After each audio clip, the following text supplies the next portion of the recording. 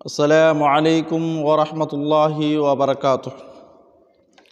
الحمدللہ الذی من علینا بصحۃ الاعتقاد وطہر قلوبنا من اضران الشرک والوثنیۃ والالحاد، واشہد ان لا الہ الا اللہ وحدہ لا شریک لہ، واشہد ان محمدا عبدہ ورسولہ، اما بعد۔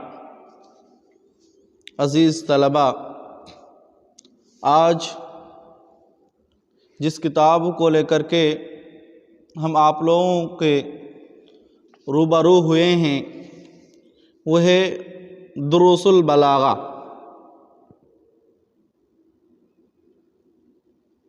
چونکہ اس سال وقت بہت کم رہ گیا ہے، اس لیے میں مناسب سمجھتا ہوں کہ بغیر کسی توطیہ و تمہید کے کتاب کا آغاز کیا جائے۔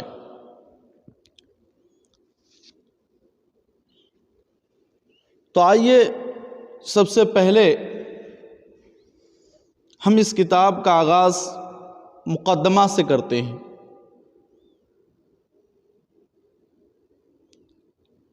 واضح رہیں کہ مقدمہ دو چیزوں پر مشتمل ہے، ایک فصاحت، نمبر دو بلاغت۔ یعنی مقدمہ میں انہی دو چیزوں پر بحث ہوگی انشاءاللہ۔ مقدمہ میں سب سے پہلے ہم آپ کو لفظ مقدمہ کا تعارف کراتے چلیں۔ مقدمہ دراصل ابتداءً مقدمۃ الجیش کو کہا جاتا تھا، اور جیش کا معنی آپ لشکر کے ہوتے ہیں، یہ جانتے ہو۔ اور اسی مقدمۃ الجیش سے لے کر کے کتابوں کے شروع میں آنے کی وجہ سے اس کو مقدمۃ الکتاب کے نام سے جانا جاتا ہے۔ مقدمۃ الجیش کو جاننے کے لیے آپ کو یہ جاننا پڑے گا کہ کسی بھی لشکر اور فوج کے چار حصے ہوا کرتے تھے۔ پہلا حصہ جو سامنے ہوا کرتا تھا، سب سے آگے ہوا کرتا تھا، اس کو مقدمۃ الجیش کہا جاتا تھا، اور جو دائیں طرف ہوتا تھا اس کو میمنہ، اور جو بائیں ہوتا تھا اس کو میسرہ، اور جو پیچھے ہوتا تھا اس کو خلف کے نام سے جانا جاتا تھا۔ ان چاروں حصوں میں سے قبل ذکر تین حصے زیادہ معروف و مشہور ہیں۔ الغرض ہے کہ وہ مقدمۃ الجیش سے لے کر کے اس کو مقدمۃ الکتاب مان لیا گیا ہے۔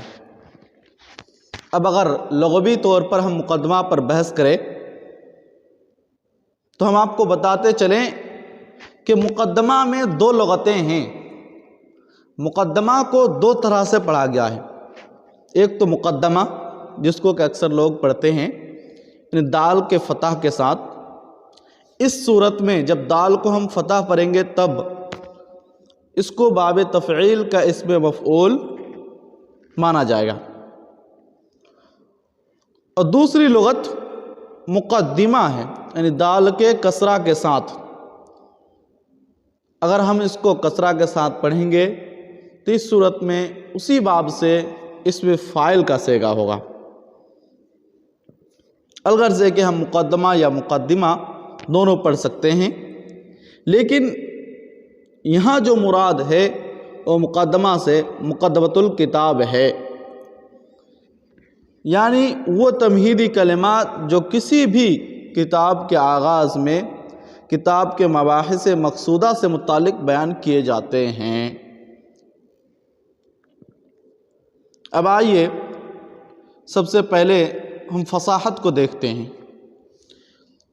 تو فصاحت کی لغوی تعریف کرتے ہوئے مؤلف رحمہ اللہ کہہ رہے ہیں: الفصاحت فی اللغۃ تنبی عن البیان والظہور، یقال افصح الصبی فی منطقہ، اذا بان وظہر کلامہ، کہ فصاحت کا لغوی معنی بیان اور ظہور کے ہوتے ہیں، جیسے کہ اہل عرب کا مقولہ ہے، اہل عرب کا محاورہ ہے، افصح الصبی فی منطقہ، کہ بچے نے اپنی بات واضح کر دی۔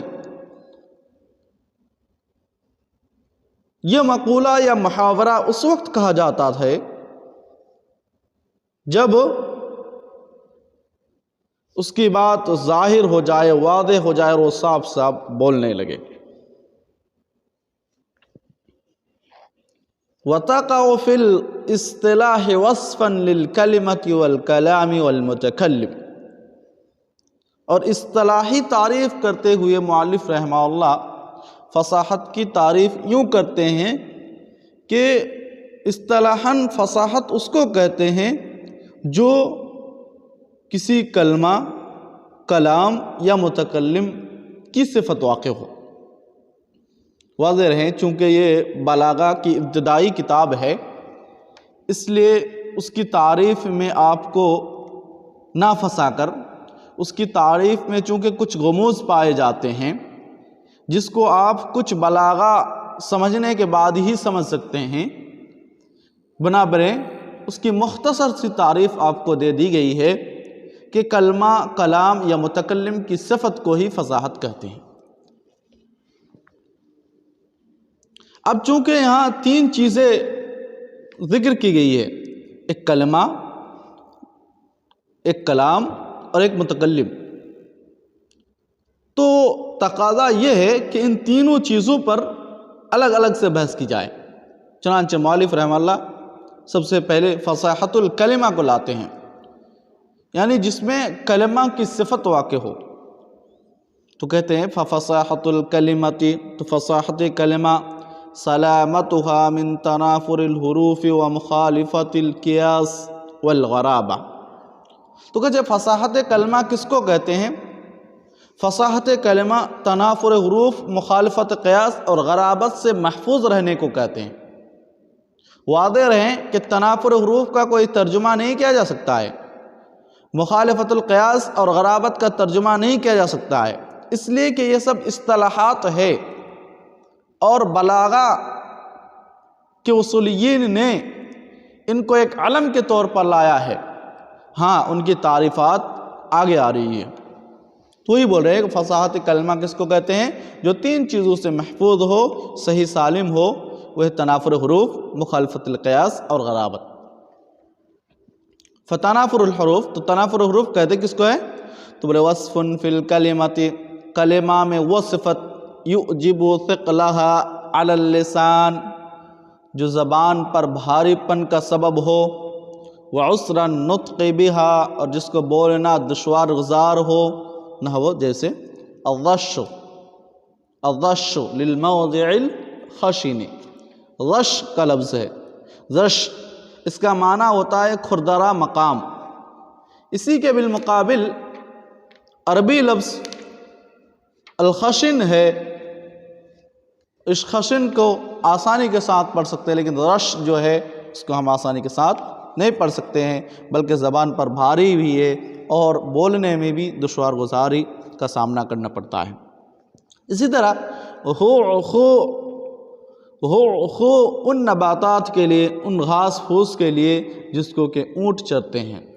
اسی طرح والنقاح للماء العذب الصافی، صاف ستھرا اور میٹھا پانی کے لیے نقاح کا لفظ استعمال کرنا۔